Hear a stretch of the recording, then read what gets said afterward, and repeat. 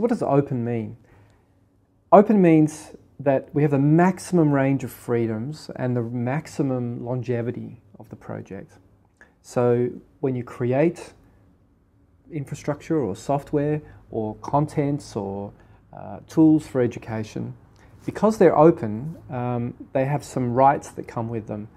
They're long-lasting because you don't ever have to give them back. They will never be cut off. There's no payment involved, so you'll always have it.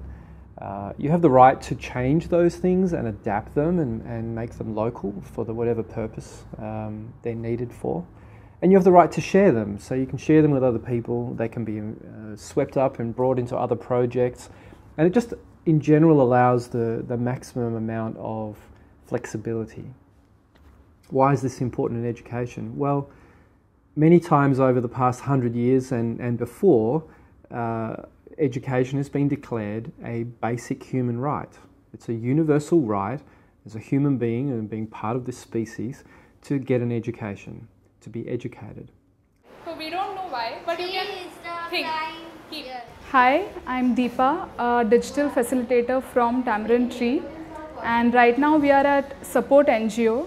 It's an NGO where they take kids from the street who've gone through substance abuse and rehabilitate them. So the kids live here, and we are in a digital classroom right now, and along with Aparna, who is from the Support NGO, myself and her, we conduct a digital learning session where kids learn English, math, and also pick up digital skills. I rarely get the opportunity to really see how Moodle and open education is really applied right there at the cliff face. And I love what they're doing at Tamarind Tree because like many other places around the world, they're taking these free open things from around the internet and they're really trying to make them work. And they're combining them and they're experimenting. And this is the key thing with open education, is that with open software and open resources, you're able to really start performing true action research. And it's this action research of the teacher with the students in a collaborative situation where the people and the tools are assisting each other, evolving together, and you're able to create the most perfect environment that you possibly can at that moment. And then, tomorrow you'll have an idea and you make it even more perfect. And this action research process is really what we want to be seeing in our schools. Under education, there are two major focus areas. One, we are focusing on learning-based outcomes. How can we focus on kids who are from the age group of 8 to 13 years of age, or rather 8 to 15 years of age? How do we focus on the learning outcomes, especially in subjects like science, English, mathematics, computers? And another strong program that we are running is how do we work on employment-linked education for kids, where we are working with school dropouts. These two being the major focus areas under education. And in that, somewhere the way we started was more of learning in the process of doing some computer labs, doing some school infrastructure. It was initially a learning for us, where in a few fragmented projects we were doing, yet not being able to strike how to get there what we've set ourselves out to. It was with this learning that we realized that if we have to eliminate the issues related to distant locations where good human resource is an issue, and we all know that what impact teachers do have on learning.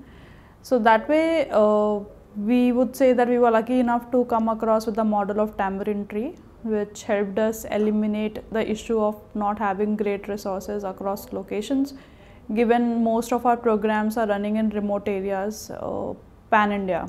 So it's very important to map this learning levels of the students and then take a program ahead. So Tamarind Tree had done that for each and every student that we are focusing on. So at Support Center we started with 20 students, and now it's been 1 year and we have seen very good progress within the students. Whenever we visit the center, we see them playing innovative games, we see them doing maths in different ways, like they would be playing games and learning words So it's very fascinating for us also. So in this our individualized learning model, it's very important to know that how the child is progressing.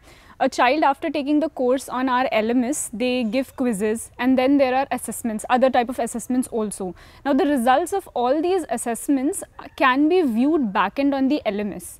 So their educator or anyone sitting anywhere in this world can actually see how much time a child has given to do a particular quiz, which particular question has come right or come wrong, and then give the feedback accordingly. So giving feedback and timely feedback is very important aspect of individualized learning. Hands upside down. all three करते हैं और भी खाते हैं. And then what it has? Nails. So a very nice element that has been added by Tamarind Tree is one-to-one assessments with children. So every month I meet twice with each child, and I assess them on very specific parameters that have been set. So I'm checking them for how much they're reading, how much they're able to comprehend when they're reading, what are their listening skills, what are their writing skills, where are they at math, where are they at spatial recognition. So I know exactly where they're at, and I know exactly where to push them in those areas. So the learning process for me is very clear for each of them individually. So I know where to push them, and I kind of also include them in that process, so they are also aware. So that learning process has really enhanced due to this assessment process. And yeah, they're taking things in their own hands, and they're becoming independent learners, and they are independently motivated to take up these skills and grow in them. So when we talk about impact of this particular program on the locations which we are currently, obviously one thing which we have to keep in mind that it's a long-term project, and no impact can be seen when it talk about education space in months. It takes years. We need to really build education in a way where we're not just thinking of short-term gains of like, you know, what we're going to do this semester or what we're going to do next year or even in a few years. We should be really thinking, how should human education work? What's the infrastructure we can make around that that's going to be for 100 years or even 1,000 years, right? And a lot of the things we are doing in education today have a history of 100 years or 1,000 years, and it's always been like that. Where things are really changing now is as technology accelerates and we're becoming a species that uses technology constantly, especially digital technology, where we have new possibilities that we didn't have before.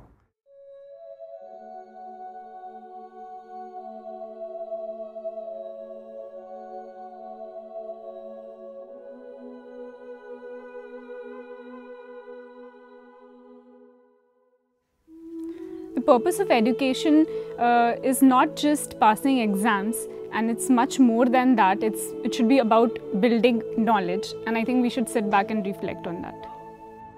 Now this movement, so the open education movement, recently got a very big boost when finally, after 5 years' work by a very committed and large group of people, the UNESCO recommendation for open education resources was passed.